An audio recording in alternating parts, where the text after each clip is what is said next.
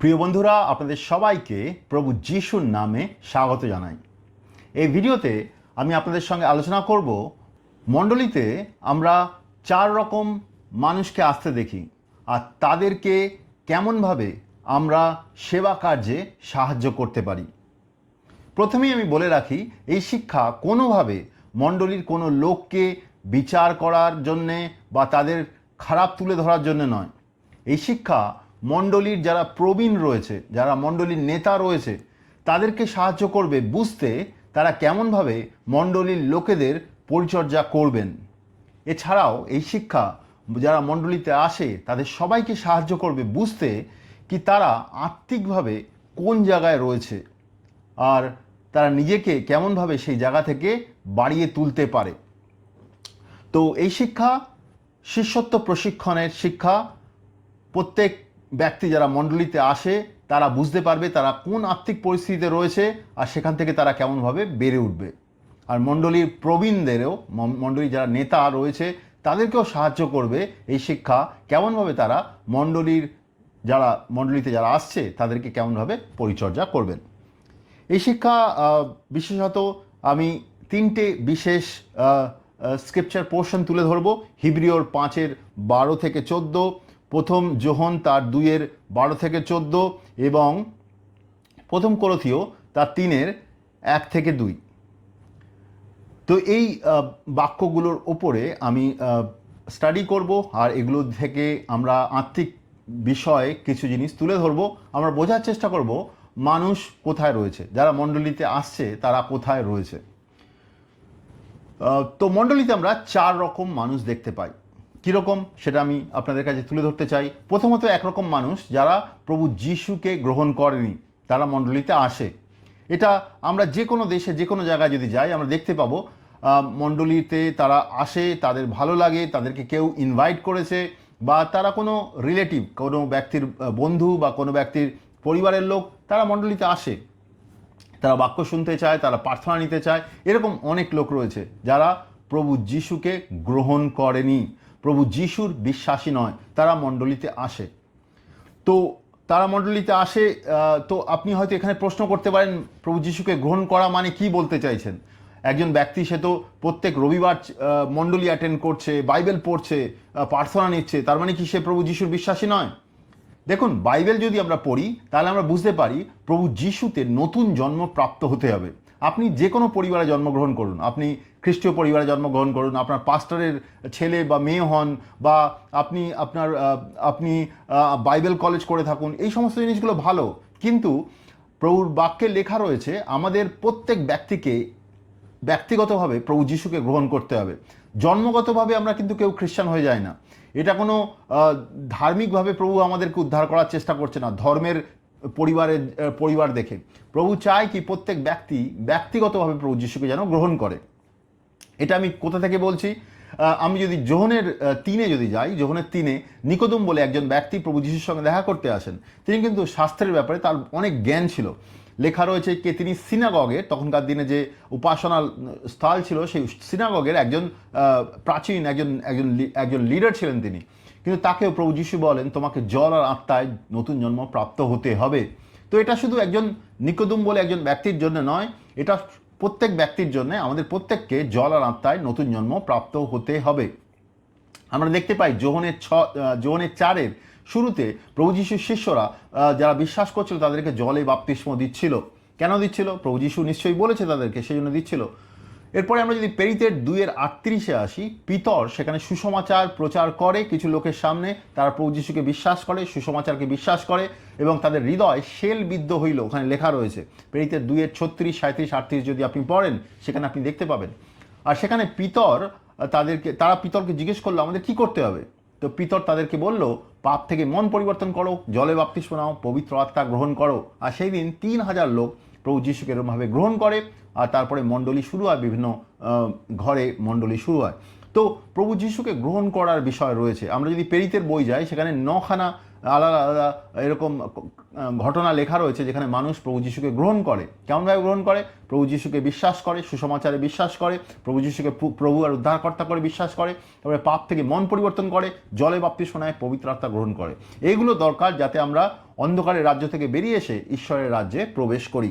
আপনি যদি কলসীয় 1:13 আর 14 যান, সেখানেও উল্লেখ রয়েছে ঈশ্বর আমাদেরকে অন্ধকারের রাজ্য থেকে বের করে নিয়ে এসে ঈশ্বরের রাজ্যে নিয়ে আসেন। তো সেটা কী দ্বারা হয়? বিশ্বাসের দ্বারা হয়। বিশ্বাসের দ্বারা আমরা উদ্ধার পাই। কিন্তু বিশ্বাস মানে শুধু মনে মনে জানা নয়, বিশ্বাস আমাদের কার্যের দিকে নিয়ে যায়, বিশ্বাস আমাদের মন পরিবর্তনের দিকে নিয়ে যায়, বিশ্বাস আমাদের জলে বাপ্তিস্মর দিকে নিয়ে যায়, বিশ্বাস আমাদের পবিত্র আত্মা পাওয়ার দিকেও নিয়ে যায়। এগুলো যদি আমাদের জীবনে না হয় তাহলে আমরা ঈশ্বরকে গ্রহণ করতে পারি না।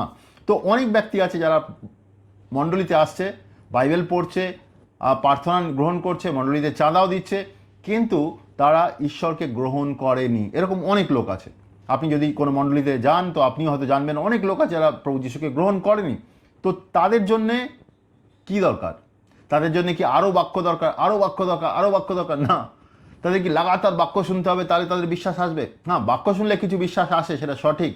কিন্তু আমরা যদি বাইবেলে দেখি, বাইবেলে এই আন্ডারস্ট্যান্ডিংটা দেখি, তাদেরকে সুসমাচার ঠিক করে বোঝানো উচিত। তো তাদেরকে বসিয়ে সুসমাচার যেন শোনানো হয়। তারা যখন সুসমাচার শুনবে, তারাও প্রেরিতের 2-এ যেরকম লেখা রয়েছে 36, 37, 38, তারাও হয়তো জিজ্ঞেস করবে, পাপ থেকে মন পরিবর্তন করতে চাই, জলে বাপ্তিস্ম নিতে চাই, পবিত্র আত্মা গ্রহণ করতে চাই। কারণ এগুলোর দ্বারা একজন ব্যক্তি বিশ্বাস করে পাপ থেকে মন পরিবর্তন করে আর ঈশ্বরের দিকে ঘুরে দাঁড়ায়। তো একজন ব্যক্তি যিনি প্রভু যিশুকে গ্রহণ করেননি, তার কি দরকার? তার সুসমাচার দরকার, তার মন পরিবর্তন দরকার, তার বাপ্তিস্ম দরকার, তার পবিত্র আত্মা দরকার। এগুলো দরকার একজন ব্যক্তি যে মণ্ডলীতে আসছে। তো আপনি যদি মণ্ডলীর প্রবীণ হন, লিডার হন, তো আপনাকে কেমনভাবে সাহায্য করতে হবে তাদেরকে? আপনি যেন তাকে ব্যক্তিগতভাবে আলাদা করে বসান, তাকে সুসমাচার শেয়ার করুন, তাকে মন পরিবর্তন করতে সাহায্য করুন, বাপ্তিস্ম নিতে সাহায্য করুন, যাতে সে বিশ্বাসে আসে। ওটা তার জন্য জরুরি। কত মিটিং অ্যাটেন্ড করলো সেটা গুরুত্বপূর্ণ নয়, কতজন লোক মণ্ডলীতে আসলো সেটা গুরুত্বপূর্ণ নয়, সে প্রভু যিশুতে এসছে কিনা সেটা গুরুত্বপূর্ণ। আর সেখানে আপনি তাকে সাহায্য করবেন, যাতে আপনি যদি মণ্ডলীতে প্রবীণ হন, মানে মণ্ডলীতে বিশ্বাসে ম্যাচিওর ব্যক্তি হন, তাহলে আপনার কাজ হচ্ছে এই ব্যক্তিকে সাহায্য করা, সুসমাচার দিয়ে, মন পরিবর্তন করতে, বাপ্তিস্ম দিয়ে, পবিত্র আত্মার বাপ্তিস্মের জন্য প্রার্থনা করে একে সাহায্য করা, যাতে সে ঈশ্বরের বিশ্বাসে আসতে পারে। তো অবিশ্বাসী যারা, তারা যেন বিশ্বাসে আসে, যারা প্রভু যিশুকে গ্রহণ করেনি তারা যেন গ্রহণ করে। প্রথমত এই ব্যাপার। দ্বিতীয় ব্যাপার হচ্ছে গিয়ে, দ্বিতীয় প্রকার লোক হচ্ছে গিয়ে বিশ্বাসী। দ্বিতীয়, তৃতীয়, চতুর্থ প্রকার যে লোকগুলো, এরা সবাই বিশ্বাসী। কিন্তু বিশ্বাসীদের মধ্যেও 3টে আলাদা আলাদা স্তর রয়েছে, সেটা আমরা বোঝার চেষ্টা করব। বিশ্বাসীদের মধ্যে 3টে স্তর রয়েছে। বিশ্বাসীদের মধ্যে প্রথমে যে স্তরটা হয়েছে সেটা হচ্ছে শিশু, বিশ্বাসের শিশু অবস্থায়। সে প্রভু যিশুকে তো গ্রহণ করেছে, পাপ থেকে মন পরিবর্তন করেছে, জলে বাপ্তিস্ম নিয়েছে, পবিত্র আত্মা পেয়েছে, কিন্তু সে বিশ্বাসে একদম শিশু অবস্থায়, সেখান থেকে সে বেড়ে ওঠেনি। তো তার ব্যাপারে বৃত্তান্ত আমরা দেখব পরে, কিন্তু আমরা বোঝার চেষ্টা করছি এই যে 3টে যে স্তর কী কী। প্রথম হচ্ছে বিশ্বাসের শিশু, দ্বিতীয়ত বিশ্বাসের তরুণ। সে শিশু নয়, শিশু অবস্থা থেকে সে বেড়ে উঠেছে, কিন্তু সে সম্পূর্ণ ম্যাচিওরও নয়, সে অনেক কিছু করতে পারে না একজন ম্যাচিওর যেগুলো করে, কিন্তু সে বিশ্বাসের তরুণ, সে একটু বেড়ে উঠেছে। সে হয়তো একটা শিশুকে কিছু সময়ের জন্য সাহায্য করতে পারে, কিন্তু সে বিশ্বাসের তরুণ, সে একটা বিশ্বাসে যে ম্যাচিওর, তার সঙ্গে যুক্ত হয়ে কিছু কাজও করতে পারে, সে বিশ্বাসের তরুণ। আর তৃতীয় ব্যক্তি হচ্ছে বিশ্বাসে পিতৃতুল্য বা পিতার মতন, বা বিশ্বাসে একজন ম্যাচিওর ব্যক্তি। তো এই আন্ডারস্ট্যান্ডিংগুলো কি আমরা নিজেদের থেকে বলছি? না, এটা বাইবেল থেকে আমরা দেখতে পাচ্ছি। আমি কিছু কিছু বাক্যে নিয়ে যাব আপনাকে, তো জিনিসগুলোকে আপনাকে ক্লিয়ারলি বোঝার জন্য। হিব্রিওতে চলি, হিব্রিওর 5 তার 12 থেকে 14। এখানে কি বলছে? এতদিনে তোমাদের শিক্ষক হয়ে যাওয়া উচিত ছিল, কিন্তু তার বদলে ঈশ্বরের বাক্যের গোড়ার কথাগুলোই তোমাদের শিক্ষা দেওয়ার জন্যে শিক্ষকের দরকার হয়ে পড়েছে। শক্ত খাবারের বদলে ছোট ছেলে মেয়েদের মতন আবার তোমরা দুধ খাওয়ার দরকার হয়ে পড়েছে। মণ্ডলীতে এমন লোক বসে আছে, একই রকমের শিক্ষা বারবার বারবার বারবার বারবার, বছরের পর বছর, বছরের পর বছর, বছরের পর বছর নিয়ে যাচ্ছে, তারা আর বেড়ে উঠছে না। কেন? তারা শিশু বিশ্বাসে, ওখান থেকে কোনোভাবেই বেড়ে উঠছে না। আত্মিকভাবে তারা শিশু। বয়সে হয়তো তারা 60 বছর বয়স হয়ে গেছে, কিন্তু সে বসে রয়েছে 10 বছর ধরে, 20 বছর ধরে, ওই শিক্ষা থেকে সে আর বেড়ে উঠছে না। তাদের আরও নতুন লোক দরকার শিক্ষা দেওয়া, আরও নতুন লোক শিক্ষায় নিয়ে যাচ্ছে। তারা কখনো প্রভুর কাজে, প্রভুর প্রভুর রাজ্যের যে গভীর আন্ডারস্ট্যান্ডিংগুলো সেগুলো তারা বুঝতে পারছে না, প্রভুর কাজেও তারা ব্যবহৃত হতে পারছে না। এখানে কি বলছে আরও 13তে যদি পড়ি, যে দুধ খেয়ে বাঁচে সে তো এখনও শিশু, তার সৎ জীবন সম্পর্কে যে শিক্ষা আছে তাতে সে কাঁচা শিশু, যে সে সমস্ত কিছু বোঝে না। 14, যাদের বয়স হয়েছে কেবল তারাই শক্ত খাবার খেতে পারে, মানে ঈশ্বরের বাক্যের কঠিন শিক্ষাগুলো বুঝতে পারে। অনেক অভ্যাসের ফলে তারা ভালো মন্দের বিচার করতে শিখেছে। যদি আমরা দেখি এখানে একজন শিশু, যদি আপনি যদি যদি আমাদের মানে একজন শিশু যদি বাড়িতে, যদি আপনার বাড়িতে যদি শিশু থাকে, তো শিশু কোনো কাজ করতে পারে? কিছু করতে পারে না। শিশুকে আপনি যদি কিছু বলে দেন, কিছু করতে পারবে না। শিশুর সাহায্য দরকার, শিশুর খাওয়ার দরকার, জামা কাপড় চেঞ্জ করা দরকার, সে কিছু জানে না, কিছু বোঝে না, সে শুধু সাহায্য চায়। তো অনেক ব্যক্তি এরকম মণ্ডলীর ভেতরে বসে আছে বছরের পর বছর শিশু অবস্থায়, তাদের আরও বাক্য দরকার, আরও বাক্য দরকার, একই রকম বাক্য বারবার বারবার বারবার বারবার শোনানো দরকার। তারা সেখান থেকে বেড়ে উঠছে না, তারা বিশ্বাসের শিশু হয়ে রয়েছে। আর অ্যাকচুয়ালি তারা গভীর আন্ডারস্ট্যান্ডিংগুলো বুঝছে না। কিন্তু যারা যারা যারা যারা বিশ্বাসে প্রাপ্তবয়স্ক, বিশ্বাসে যারা বেড়ে উঠেছে, তারা গভীর জিনিসগুলো বুঝতে পারে, আর সেখান থেকে সেই শিক্ষাগুলো তারা বুঝতে পারে, সেই শিক্ষাগুলো তার নিজের জীবনেও তারা অভ্যাস করতে পারে, আর সেভাবে বেড়ে উঠতে পারে, সে ভালো মন্দের বিচার করতে পারে, সেই হিসাবে ঈশ্বরের সঙ্গে চলতে পারে। কিন্তু যে শিশু বিশ্বাসে, সে কিন্তু ওরকম নয়। সে শুধু মণ্ডলীতে যাচ্ছে, প্রার্থনা করছে, এগুলো ঠিক আছে, কিন্তু সে বিশ্বাসের আন্ডারস্ট্যান্ডিংয়ে বেড়ে উঠছে না। বিশ্বাসে সে শিশু। অ্যাকচুয়ালি বিশ্বাসে যে শিশু, সে অবিশ্বাসীদের মতন অনেক জায়গায় ব্যবহার করে। তো এটা আমরা পড়লাম হিব্রিয়র 5:12 থেকে 14। এবার প্রথম যোহনের 2:12 থেকে 14 পড়ব। প্রথম যোহনের 2:12 থেকে 14। এখানে 3 রকম মানুষের কথা বলা হচ্ছে: ছোট ছেলে মেয়ে, বিশ্বাসে তরুণ, আর বিশ্বাসে প্রাপ্তবয়স্ক। ছেলেমেয়েরা, খ্রিস্টের জন্যে তোমাদের পাপ ক্ষমা হয়েছে বলে আমি তোমাদের কাছে লিখছি। ছেলেরা, বাচ্চা ছেলেদের কথা বলছে। 13, পিতারা, সেই প্রথম থেকেই যিনি আছেন তোমরা তাকে জেনেছো বলেই তোমাদের কাছে লিখছি। পিতারা মানে যারা ম্যাচিওর, বিশ্বাসে ম্যাচিওর। তারপরে বলছে যুবকেরা, শয়তানের উপরে তোমরা জয়লাভ করেছো বলেই তোমাদের কাছে লিখছি। সে শয়তানের উপর জয়লাভ করেছে যুবকেরা। 14, ছেলেমেয়েরা, আমি তোমাদের কাছে লিখলাম কারণ তোমরা পিতা ঈশ্বরকে জানো। ছেলেমেয়েরা, ছোট বাচ্চা যারা, তাদেরকে বলছে ছেলেমেয়েরা, তারা পিতা ঈশ্বরকে জানে, তারা নতুন জন্ম প্রাপ্ত হয়েছে, পিতা ঈশ্বরকে জানে। পিতারা, আমি তোমাদের কাছে লিখলাম কারণ সেই প্রথম থেকে যিনি আছেন তোমরা তাকে জেনেছো। একজন বিশ্বাসী যে ম্যাচিওর, ঈশ্বরকে গভীরভাবে সে জানে। যুবকেরা, আমি তোমাদের কাছে লিখলাম কারণ তোমরা বলবান, আর ঈশ্বরের বাক্য তোমাদের অন্তরে রয়েছে, আর তোমরা শয়তানের উপরে জয়লাভ করেছো।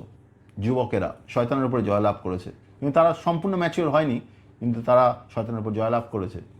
তো 3টে আলাদা আলাদা স্টেজ দেখতে পাচ্ছি: ছেলেমেয়েরা, যুবকেরা, আর বিশ্বাসে যারা পিতৃতুল্য যারা বেড়ে উঠেছে, তাদের কথা বলা হচ্ছে। 3টে ডিফারেন্ট স্টেজে, স্তরে মানুষ রয়েছে বিশ্বাসে, আর তাদের কাজ আলাদা আলাদা, তাদের আত্মিক অবস্থা আলাদা আলাদা, তাদের জীবনধারা আলাদা আলাদা। আমি আলোচনা করবো এই ব্যাপারে। আরেকটা বাক্যের দিকে আপনাকে নজর দিতে চাই, 1 কোরিন্থীয় 3:1 আর 2।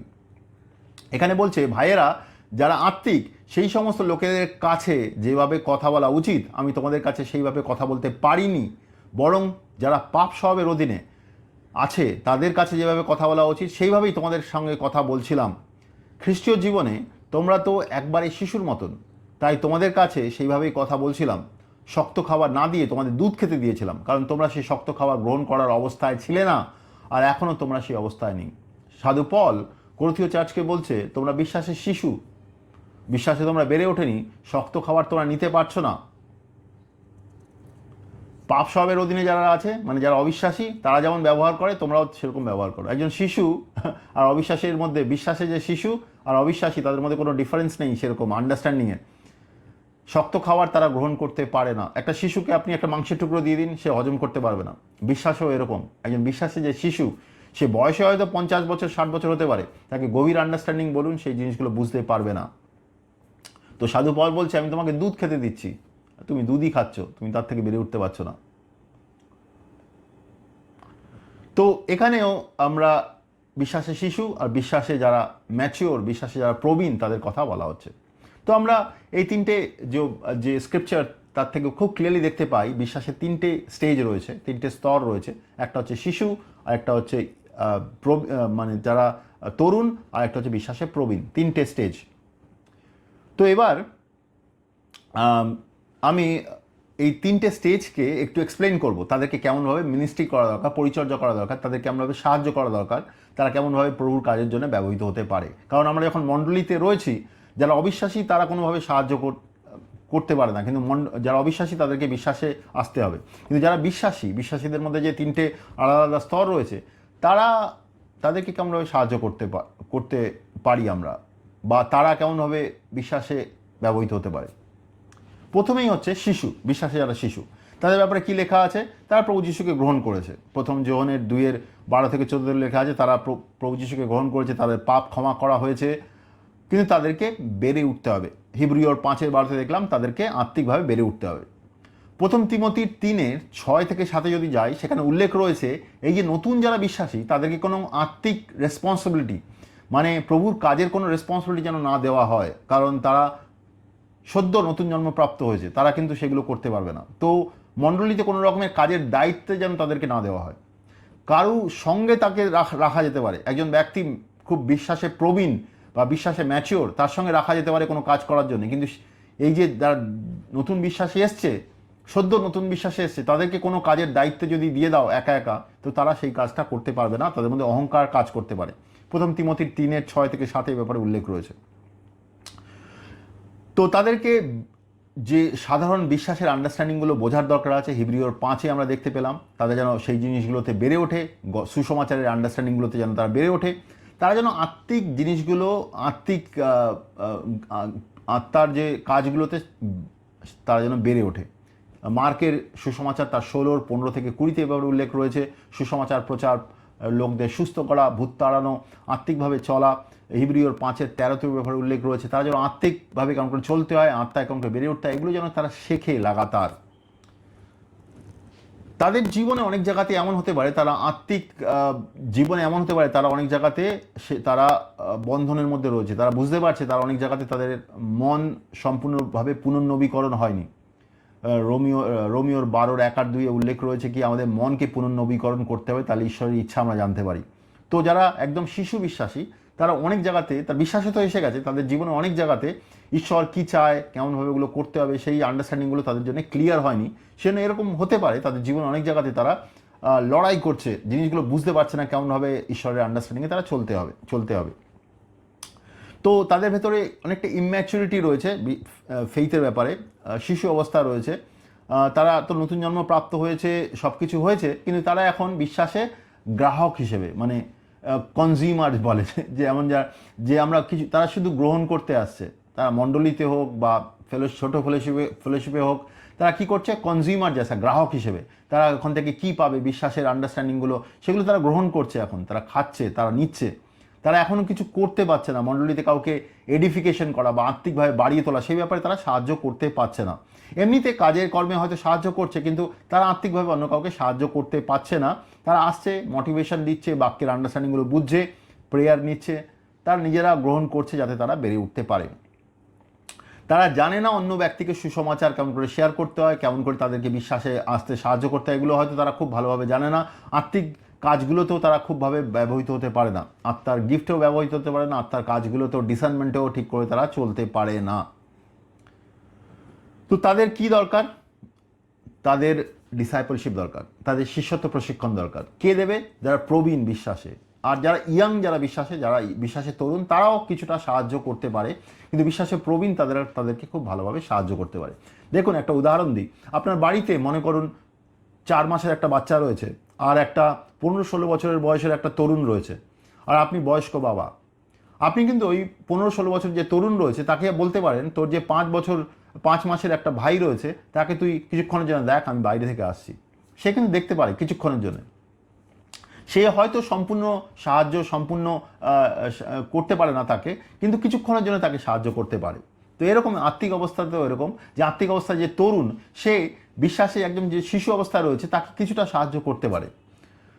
তো যে বিশ্বাসে যে শিশু, তাকে সাহায্য নেওয়া দরকার, বিশ্বাসে যে তরুণ তার কাছ থেকেও, আর যে বিশ্বাসে প্রবীণ তার কাছ থেকেও শিষ্যত্ব প্রশিক্ষণ নেওয়া দরকার, যাতে সে বেড়ে উঠতে পারে। আর তারা এর সঙ্গে সঙ্গে মিনিস্ট্রি কাজেও যেতে পারে। তারা হয়তো মিনিস্ট্রি কাজে খুব বেশি ব্যবহৃত হবে না পরিচর্যার কাজে, কিন্তু তারা যখন প্রবীণদের সঙ্গে পরিচর্যার কাজে যাবে তারা সেখান থেকে শিখবে জিনিসগুলো কেমনভাবে করা হচ্ছে। পরিচর্যা কাজ এমন একটা জিনিস, সেখান থেকে আমরা অনেক কিছু শিখতে পারি। শুধু বাইবেল পড়লে আর প্রার্থনা করলেই যে শিখবো ব্যাপারটা এরকম নয়। এখান থেকে তো আমরা শিখছি, বাট এছাড়াও আমরা যখন পরিচর্যার কাজে যাচ্ছি প্রবীণদের সঙ্গে, তারা যখন শিষ্যত্ব প্রশিক্ষণ করাচ্ছে আমাদেরকে, ব্যক্তিগত জীবনের ব্যাপারে কথা বলছি, তাদের সঙ্গে পরিচর্যার কাজে যাচ্ছি, সেখানেও আমরা অনেক ঈশ্বরের ডিপ আন্ডারস্ট্যান্ডিংগুলো শিখি আর আমরা বেড়ে উঠি। তো এটা হলো বিশ্বাসে যারা শিশু তাদেরকে কেমনভাবে সাহায্য করতে হয়। এবার বিশ্বাসে যারা ইয়াং তাদেরকে কেমন সাহায্য করবো, বিশ্বাসে যারা তরুণ তাদেরকে কেমন করে সাহায্য করবো। দেখুন, বিশ্বাসে যারা তরুণ তাদের ব্যাপারে কি উল্লেখ রয়েছে, তারা শয়তানের অনেক সামর্থ্য থেকে বেরিয়ে এসছে। প্রথম যোহনের 2:13 থেকে 14 উল্লেখ রয়েছে। এছাড়াও উল্লেখ রয়েছে তারা বিশ্বাসে পাকাপোক্ত, তাদের সামর্থ্যবান বিশ্বাসে বিশ্বাসে বিশ্বাসে তারা সামর্থ্যবান, বিশ্বাসে তারা তাদের বিশ্বাসে তারা তারা তারা স্ট্রং, এবার উল্লেখ রয়েছে। তারা ঈশ্বরের বাক্যকে পালন করে, ঈশ্বরের বাক্যকে পালন করে, এই ব্যাপারে উল্লেখ রয়েছে। কিন্তু তাদেরকে শক্ত খাওয়ার প্রয়োজন রয়েছে। হিব্রিয়র 5:14 রয়েছে তারা যেন শক্ত খাবার খায় যাতে তারা বিশ্বাসে আরও বেড়ে ওঠে। তারা আত্মিকভাবে তাদেরকে বেড়ে উঠতে হবে। আর এই যে বেড়ে উঠতে হবে শুধু ঈশ্বরের বাক্যের আন্ডারস্ট্যান্ডিং আর প্রার্থনায় নয়, পরিচর্যার কাজের দ্বারাও তারা যেন বেড়ে ওঠে। তারা যেন পরিচর্যার কাজে যুক্ত হয়। তারা নিজেরা করতে পারবে না, তারা যেন প্রবীণ যারা আছে তাদের সঙ্গে যুক্ত হয় পরিচর্যার কাজে, যাতে তারা বেড়ে ওঠে। তো তাদের আত্মিকভাবে বেড়ে উঠতে হবে। আর তারাও যেন, যারা বিশ্বাসে যারা শিশু তাদেরকে যেন সাহায্য করে, তারা যেন আত্মিকভাবে বেড়ে ওঠে। তো একজন যে তরুণ, সে যে একজন শিশুকে সাহায্য করছে, সেটাও কিন্তু খুব গুরুত্বপূর্ণ জিনিস। অনেক ব্যক্তি আছে তারা বিশ্বাসের তরুণ তারা যখন সাহায্য করে যারা বিশ্বাসের শিশু তাদেরকে, সেখান থেকেও তারা অনেক কিছু শেখে আর তারা সেই জিনিসগুলো তাদের জীবনে তারা অ্যাপ্লাই করতে পারে। দেখুন, আমরা দুভাবে শিখি। একটা হচ্ছে আমরা যখন বাইবেল পড়ছি, প্রার্থনা করছি, সেখান থেকে তো আন্ডারস্ট্যান্ডিং থেকে শিখছি, বাট তাছাড়াও শিখি আমরা যখন পরিচর্যার কাজ করি। পরিচর্যার কাজ যখন করি তখন আমরা অনেক কিছু শিখতে পারি। তো এটা খুব গুরুত্বপূর্ণ জিনিস। অনেক সময় মণ্ডলী এই জিনিসটাকে পুরো অবহেলা করে। আমাদের পরিচর্যার কাজে যেতে হবে, প্রত্যেক ব্যক্তিকে পরিচর্যার কাজে যেতে হবে, যাতে আমরা সেখান থেকে অনেক কিছু শিখি। আমরা হয়তো অনেক কিছু করতে পারবো না, হয়তো বিশ্বাসে প্রবীণ তারাই জিনিসগুলো করবে, কিন্তু আমরা সেখান থেকে অনেক কিছু শিখবো আর আমরা বেড়ে উঠবো। প্রভু যীশু কিন্তু এরমভাবেই শেখাতেন। প্রভু যীশু তার শিষ্যদের সঙ্গে নিয়ে যেতেন, আর তিনি যেগুলো করতেন সেগুলো তাদেরকে বোঝাতেন, আর তারা বুঝতো, সেখান থেকে আত্মিকভাবে বেড়ে উঠতো। তো বিশ্বাসে যারা তরুণ তাদেরও শিষ্যত্ব প্রশিক্ষণ দরকার। তার জন্য ম্যাচিওর ব্যক্তি যারা রয়েছে, বিশ্বাসে যারা প্রবীণ, তাদের কাছে যায় আর শিষ্যত্ব প্রশিক্ষণ নেয়। আর তাদের সবসময় মাইন্ড রিনিউয়াল দরকার, মানে মনের পুনর্নবীকরণ করা দরকার আছে। দেখুন, এই মনের পুনর্নবীকরণ করার ব্যাপারটা সেটা কিন্তু প্রত্যেক স্তরের লোকেদের করতে হবে। যে শিশু তাকেও করতে হবে, যে তরুণ তাকেও করতে হবে, যে প্রবীণ তাকেও করতে হবে। এটা আমাদের বিশ্বাসের জীবনে, সম্পূর্ণ জীবনে মনকে পুনর্নবীকরণ করতে হবে, যাতে আমরা বিশ্বাসে আরও বেড়ে উঠি, আত্মিকভাবে ব্যবহৃত হই। এই যে বিশ্বাসের তরুণ যারা, তাদেরকে বুঝতে হবে তারা কিন্তু বিশ্বাসের গ্রাহক নয়, কি আমরা গ্রহণ করতে আসছি, না, আমরা কাজ করতেও যাব। আপনি শুধু গ্রাহক নন যে আমি মণ্ডলীতে যাব, পাস্টার কিছু প্রচার করবে আর প্রার্থনা করে দেবে, আমার জীবনে খুব ভালো হয়ে যাবে। ব্যাপারটা কিন্তু এরকম নয়। খ্রিস্ট বিশ্বাস মানে আমি প্রভুর কাজে ব্যবহৃত হব, ঈশ্বরের কাজে আমিও ব্যবহৃত হব। মণ্ডলী মানে এমন নয় কি আমি যাব, সেখানে একজন ব্যক্তি আছে, অ্যানয়েন্টেড ব্যক্তি, তিনি কিছু প্রচার করে দেবেন, আমি সেটা শুনবো, শুনে আমার জীবনে খুব ভালো হয়ে যাবে। সেটা কিন্তু মণ্ডলীর আন্ডারস্ট্যান্ডিং নয়। বাইবেলে লেখা আছে মণ্ডলীতে একে অপরকে এডিফাই করা, একে অপরকে বাড়িয়ে তোলা। তো একজন যে বিশ্বাসের যে তরুণ, সেও কিন্তু ব্যবহৃত হবে বিশ্বাসের কাজে। সে কেমনভাবে ব্যবহৃত হবে? বিভিন্নভাবে। আত্মার কাজে ব্যবহৃত হতে পারে, সে পবিত্র আত্মার ডিসার্নমেন্টে ব্যবহৃত হতে পারে, প্রার্থনার দ্বারা ব্যবহৃত হতে পারে, সে প্রবীণদের সঙ্গে যুক্ত হয়ে কোনো পরিচর্যার কাজ করতে পারে, সেভাবে সে ব্যবহৃত হতে পারে। আর সে যেন কন্টিনিউয়াসলি ডিসাইপলশিপ ট্রেনিং বা শিষ্যত্ব প্রশিক্ষণ নেয় প্রবীণদের থেকে, যাতে সে বেড়ে উঠতে পারে। আর তাকে আত্মায় চলতে হবে, আর যারা শিশু বিশ্বাসে তাকে সাহায্য করতে হবে। এগুলো যদি সে করে, সে আত্মিকভাবে বেড়ে উঠবে মণ্ডলীর ভেতরে, রাইট? এবার তৃতীয় স্টেজ বা ফাইনাল স্টেজে যারা বিশ্বাসে প্রীতিতুল্য বা বিশ্বাসে প্রাচীন যারা, তাদের কি করতে হবে? এখন বিশ্বাসের প্রাচীন যারা, তাদের ব্যাপারে কি উল্লেখ রয়েছে? প্রথম যোহনের 2:12 থেকে 14 লেখা আছে তারা শয়তানের সামর্থ্য থেকে বেরিয়ে এসছে। তারা বিশ্বাসে খুব স্ট্রং, সেভাবে উল্লেখ রয়েছে। বিশ্বাসে তারা সামর্থ্যবান, তারা ঈশ্বরের বাক্যকে পালন করে, তারা ঈশ্বরের বাক্যের যে যে শক্ত খাবার সেটা তারা গ্রহণ করে, হিব্রুর 5:14 লেখা রয়েছে। আর তারা ঈশ্বরের বাক্যের গভীর আন্ডারস্ট্যান্ডিংগুলো বোঝে আর ভালো মন্দের বিচার করতে পারে, আর তারা ঈশ্বরের সঙ্গে একটা সম্পর্কে ঈশ্বরের সঙ্গে চলতে পারে, আত্মায় চলতে পারে, ঈশ্বরের সঙ্গে সম্পর্কে চলতে পারে। এটা খুব গুরুত্বপূর্ণ জিনিস। তো এগুলো থেকে আমরা বুঝতে পারি তারা আত্মায় চলে, তারা অপর ব্যক্তিদের বিশ্বাসে বাড়িয়ে তুলতে সাহায্য করতে পারে, তারা তাদের যে স্পিরিচুয়াল কলিং কি, ঈশ্বর কী কাজের জন্য ডেকেছে, সেগুলো তারা খুব ভালোভাবে বোঝে। আর তারা অন্য বিশ্বাসীদের সাহায্য করতে পারে শিশু অবস্থা থেকে যেন তারা বেড়ে ওঠে তারা যেন শিশু অবস্থা থেকে বেড়ে উঠে তারা যেন তরুণ হয়, আর তরুণরা বেড়ে উঠে যেন প্রবীণ হয়। তো এই ব্যাপারে তারা সাহায্য করতে পারে। অবিশ্বাসীদের জন্য তারা সাহায্য করতে পারে, তারা যেন বিশ্বাসে আসে। আর যারা শিশু অবস্থায় রয়েছে তাদেরকে বাড়ি তোলার জন্য সাহায্য করতে পারে, যারা তরুণ অবস্থায় রয়েছে তাদেরকে বাড়ি তোলার জন্য তারা সাহায্য করতে পারে। এছাড়াও যে বিশ্বাসের যে প্রাচীন, যে বিশ্বাসের যে পিতৃতুল্য, যাকে বলা হয় যে বিশ্বাসের প্রবীণ, তার কিন্তু জীবন একটা উদাহরণের মতন, তাকে যেন মানুষ অনুসরণ করতে পারে। আর যেহেতু সে ঈশ্বরকে অনুসরণ করছে, তাকে যেন মানুষ অনুসরণ করতে পারে। প্রথম করন্থীয় তার 11:1 সাধু পল বলছেন, তোমরা আমাকে অনুসরণ করো যেহেতু আমি প্রভু যিশুকে অনুসরণ করছি। তো বিশ্বাসে যে প্রাচীন, তার জীবন এমন হবে। এটা শুধু প্রচার নয় কি আমি পুলপিটের ওপর থেকে একটা ভালো কিছু প্রচার করে দিলাম, আমার জীবন কেমনভাবে চলছে, আমার ব্যক্তিগত জীবন কীরকম, আমার জীবন কি প্রভু যিশুকে দেখাচ্ছে, নাকি আমি যখন পুলপিটের ওপরে দাঁড়াই তখন আমি খুব বড় বড় কথা বলি আর আমার ব্যক্তিগত জীবন অন্যরকম। সেরকম নয়, কিন্তু প্রবীণ মানে সেরকম নয়। প্রবীণ মানে তার জীবন, যেটা তার জীবন প্রভু ঈশ্বরের আমার জীবনের ভেতর থেকে, সেই ব্যক্তির জীবনের ভেতর থেকে ঈশ্বরের চরিত্র, ঈশ্বরের ক্যারেক্টার বেরিয়ে আসছে। তো সেরকম ব্যক্তিকে অনুসরণ করা উচিত, সেটাই সাধু পল বলছে প্রথম করন্থীয় 11:1। তো বিশ্বাসে যে প্রবীণ যারা ম্যাচিওর, তাদেরকে অনুসরণ করা যায়। তারা যেহেতু তারা ঈশ্বরকে অনুসরণ করছে, তারা অন্য ব্যক্তিকে শিষ্যত্ব প্রশিক্ষণে বাড়িয়ে তুলতে পারে, অন্যদের সাহায্য করতে পারে, আর তারা আত্মায় লোকেদের কাজ করতে সাহায্য করতে পারে, প্রভুর কাজ করতেও তারা অন্যদের শেখাতে পারে, সাহায্য করতে পারে। তো আমরা এটা দেখতে পারি এফিসীয়র 4:11-12। এফিসীয় 4:11-12-তে এ ব্যাপারে উল্লেখ রয়েছে। এফিসীয় 4:11-12-তে কি বলছে এখানে? ঈশ্বর কিছু লোককে প্রেরিত, কিছু লোককে নবী, কিছু লোককে সুখবর প্রচারক, কিছু লোককে পালক ও শিক্ষক হিসেবে নিযুক্ত করেছেন। তিনি এদেরকে নিযুক্ত করেছেন যেন ঈশ্বরের সব লোকেরা সে সেবা কাজের জন্য প্রস্তুত হয় এবং খ্রিস্টের দেহ গড়ে ওঠে। তো মণ্ডলীর ভেতরে প্রেরিত, নবী, সুসমাচার প্রচারক, পালক আর শিক্ষককে কেন নিযুক্ত করেছে ঈশ্বর? এই জন্য নিযুক্ত করেনি কি ওই চার্চে একটা পদ, এরকম পদে লোক দরকার সেই জন্য না। এগুলো কোনো পদ নয়, এগুলো একটা ঈশ্বরের আশীর্বাদ, একটা আশীর্বাদ যে এই কাজগুলো দরকার মণ্ডলীর ভেতরে, যাতে লোকেরা বিশ্বাসে বেড়ে ওঠে, যারা পরিচর্যার কাজ করতে পারে। কাদের জন্যে? যারা মণ্ডলীর ভেতরে যারা লোকেরা রয়েছে, তারা যেন সেবা কাজের জন্য প্রস্তুত হয়। ঈশ্বরের লোকেরা মানে কারা? যারা প্রভু যিশু নতুন জন্ম প্রাপ্ত হয়েছে। শিশু হতে পারে বিশ্বাসে সে তরুণ হতে পারে, বিশ্বাসে সে প্রবীণ হতে পারে। সবাই যেন সেবা কাজের জন্য প্রস্তুত হয়, ঈশ্বরের সেবা কাজ যেন শেখে, কেমন করে সুসমাচার প্রচার করতে হয়, কেমন করে মানুষকে মিনিস্ট্রি করতে হয়, কেমন করে তাদেরকে মন পরিবর্তন করতে সাহায্য করতে হয়, বাপ্তিস্ম দিতে হয়, পবিত্র আত্মার বাপ্তিস্ম দিতে সাহায্য করতে হয়, সুস্থ করতে হয়, ভূত তাড়াতে হয়, বিভিন্ন রকম জিনিস। তার জীবনের অনেক জায়গা আছে যেখানে হয়তো তাকে মিনিস্ট্রি দরকার। এই সমস্ত কাজে সাহায্য করার জন্যে ঈশ্বর এই 5 ডিফারেন্ট টাইপের যে পরিচর্যা মণ্ডলীর ভেতরে দিয়েছেন। প্রেরিত, নবী, সুখবর প্রচারক, পালক আর শিক্ষককে দিয়েছেন, তারা শেখাবে লোকেদের তারা কেমনভাবে পরিচর্যার কাজ করবেন।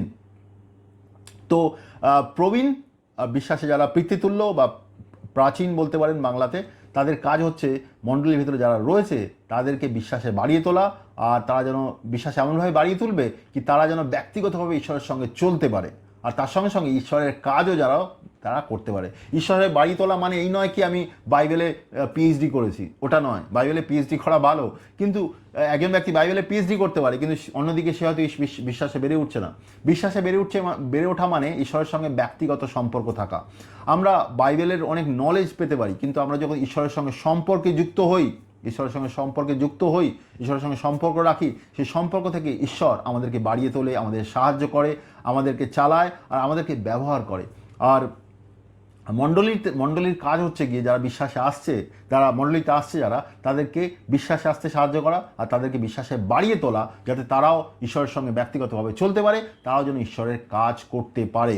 এটা একটা খুব সুস্থ মণ্ডলীর একটা উদাহরণ। তো ফাইনালি আমি এই পুরো মেসেজটাকে যদি আমি আমি আমি আমি আপনাদের সামনে তুলে ধরি, ব্যাপারটা এরকম যে আমরা মণ্ডলীর ভেতরে চারটে বিভিন্ন রকমের লোক দেখতে পাচ্ছি। প্রথম ব্যক্তি, সে বিশ্বাসী নয়, তাকে বিশ্বাসে আসতে সাহায্য করতে হবে।